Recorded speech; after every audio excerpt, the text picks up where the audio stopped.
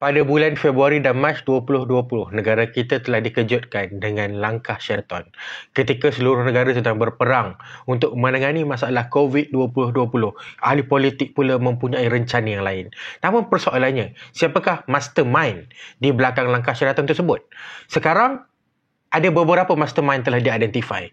Dr. Mahathir ada yang kata, ada Azmin Ali, ada kata Muhyiddin Yassin dan macam-macam lagi. Namun, kebenarannya, siapakah mastermind sebenarnya? Saya ada sebuah buku yang mengupas lebih lanjut mengenai langkah Sheraton yang saya akan kongsikan dengan anda selepas visual ini. Klik butang subscribe dan juga ikon loceng untuk tidak ketinggalan tips-tips hebat dari kami. Assalamualaikum dan salam sejahtera. Bertemu kembali kita dalam satu lagi episod Malaysia Membaca. Bersama saya, hos anda, Sabri Hassan. Dalam episod kali ini, saya akan berkongsi sebuah buku yang sangat menarik yang saya tertunggu-tunggu pada bulan Februari, pada bulan Mac. Saya tak sangka ada orang akan menulis mengenai topik ini sebab ia satu topik yang misteri, bukan sahaja kepada pemberita, bahkan sekarang saya dapat lihat ahli politik sendiri sebenarnya dia tak tahu apa terjadi pada bulan Mac dan Februari 2020 ketika langkah Sheraton itu terjadi. Namun saya rasa macam thrill dan excited apabila saya terjumpa ada beberapa buah buku, bukan satu, yang telah ditulis mengenai topik ini. Dalam beberapa buah buku ini, saya pilih satu buku oleh sebuah publisher yang terkenal dengan kebolehan mereka menulis berdasarkan fakta dan kebolehan mereka mengupas isu-isu tempatan dalam keadaan yang menarik. Sebab kebanyakan saya tengok topik-topik yang berkenaan langkah ini ada ditulis macam ahli-ahli akademik pada harga buku-buku akademik.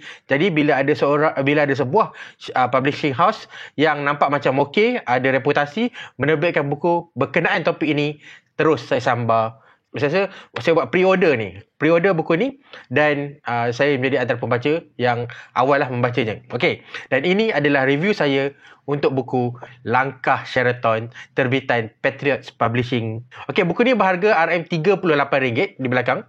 Nak cakap tebal, taklah tebal sangat, tapi dalam kira-kira 215 muka surat macam tu.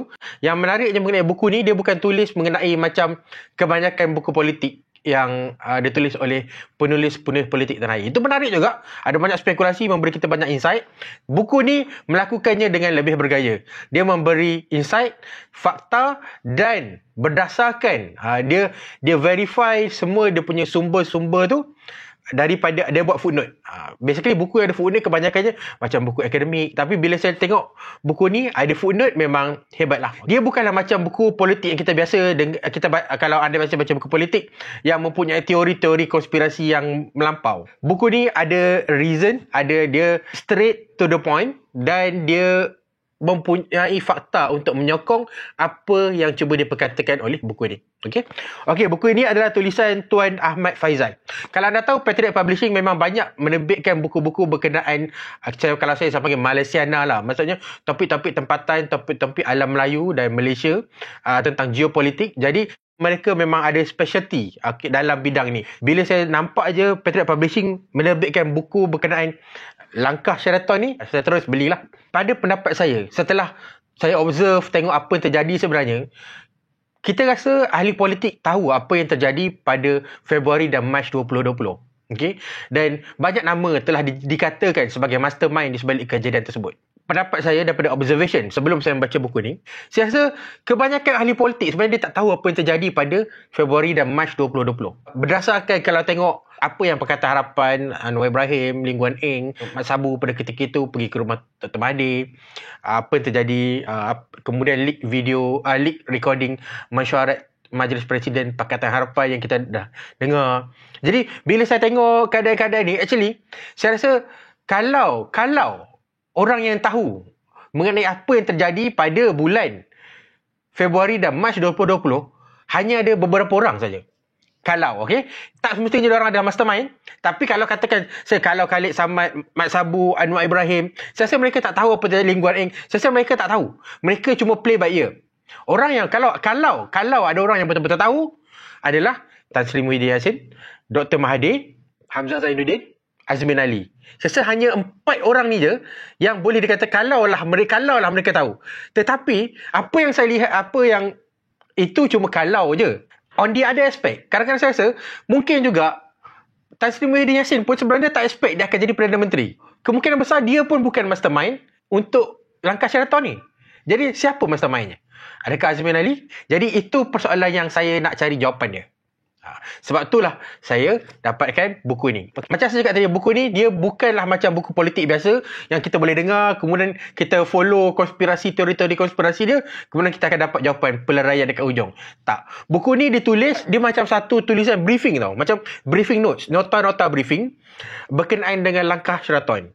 Pertama, dan juga dia bagi, di samping dengan langkah Sheraton, dia ada juga bagi macam, dia preparekan kita mula-mula dengan landscape politik Malaysia sebelum kita masuk kepada apa terjadi kepada langkah Sheraton. So dia jadi macam briefing notes. Katakanlah buku ni dalam bahasa Inggeris, buku ni saya anggap contohnya macam kalau ada duta-duta luar negara, kemudian dia akan dihantar bertugas kat Malaysia, kemudian dia nak debriefkan mengenai situasi politik terkini di Malaysia. Jadi buku ni adalah briefing notes je. Jadi dia akan start daripada sistem politik Malaysia, kemudian pertukaran agung, kemudian baru masuk dalam lanskap suasana politik Malaysia mengenai PH, kemudian mengenai langkah Sheraton, dan kemudian sedikit anekdot politik di Malaysia. Jadi dia bukanlah 100% mengenai langkah Sheraton. Namun it's okay. Sebab saya rasa kalau kita nak bercakap mengenai langkah Sheraton sendiri berdasarkan fakta, tak ada banyak reference point yang boleh digunakan. Jadi memang kita perlu faham juga dinamika politik Malaysia pada sebelum langkah Sheraton dan selepas langkah Sheraton untuk bagi kita satu gambaran dan supaya untuk membolehkan kita membuat kesimpulan what actually happened ketika langkah Sheraton tersebut. Jadi siapa mastermind sebenarnya? Adakah Dr. Mahathir? Adakah Azmin Ali? Adakah Hamzah Saiduddin? Ataupun adakah Muhyiddin Yassin? Siapa? Saya amat rekomenkan anda baca buku ni sebab dari segi fakta top notch. Macam saya cakap tadi, ada footnote-footnote yang kita boleh refer untuk kita sahihkan, verifykan data yang mereka collect. Cuma kalau ada satu macam konstruktif note kepada penulis dan penerbit, saya rasa pada muka surat 136, saya rasa ada satu kesilapan fakta dekat situ. Tapi dari segi pembacaan saya yang lain, selain daripada page tersebut, nampak macam okey, nampak macam konsisten. Itulah kalau pada penerbit. Ia adalah satu pembacaan yang membuka mata kita, memberi kita sedikit idea sebenarnya. Kalau kita tengok drama-drama politik, The Office contohnya, kalau saya tengok Netflix, saya suka ada satu lagi, Designated Survivor, siri-siri tersebut, kita akan nampak macam mana landscape politik Malaysia. Sebelum ni saya nampak dia personally, saya nampak dia macam sarkas, klise. Tapi saya tak nampak sophisticated dia.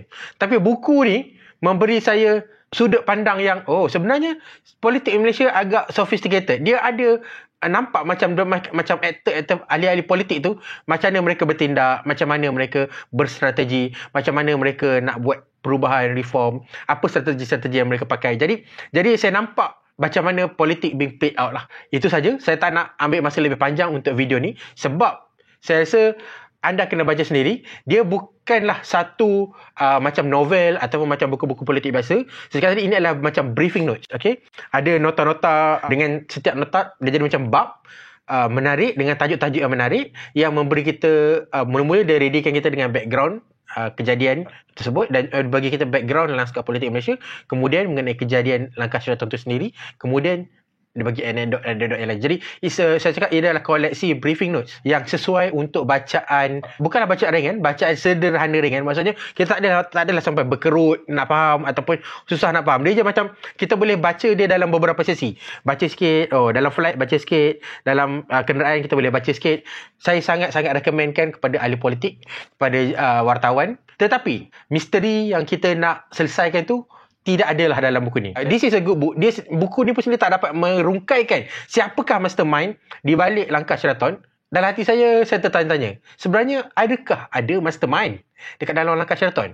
Ataupun sebenarnya ahli politik kita, dia jadi kemalangan tau. Macam diorang nak rancang sesuatu, orang ni rancang ni, orang ni rancang ni, orang ni rancang ni, tiba-tiba apa yang terjadi di luar plan rancangan masing-masing. Jadi diorang pun tackle as it comes. Langkah Sheraton tu sebenarnya tak ada siapa-siapa plan. Orang ada plan untuk dinner di langkah Sheraton, tapi sebenarnya apa yang terjadi, sehingga apa terjadi pada hari, tak ada satu perencana yang plan A sampai Z. Semuanya seperti macam ad hoc dan diorang tackle as it comes. Dan itu kesimpulannya yang saya buat setakat ini. Kalau anda ada apa-apa buku lain yang boleh memberi satu perspektif yang lain, yang memberi satu definite answer, siapa mastermind untuk Langkah Syaitan, jangan lupa share di ruang komen. Saya akan cari buku tersebut, saya akan baca dan saya akan beritahu, kita akan discuss sama ada betul tak buku yang anda suggestkan tu ada rahsia sebenar, siapa di sebalik Langkah Syaitan. Buku ni saya berikan 7/10. Kita jumpa lagi dalam episod akan datang. Assalamualaikum.